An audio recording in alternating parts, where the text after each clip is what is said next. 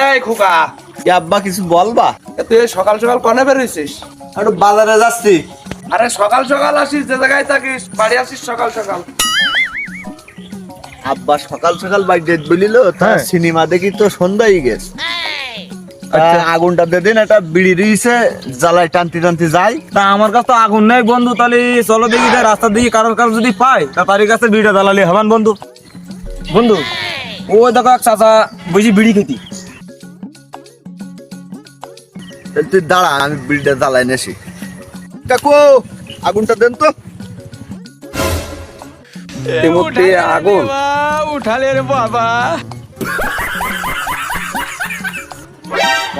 কাকু লাইটটা নেন।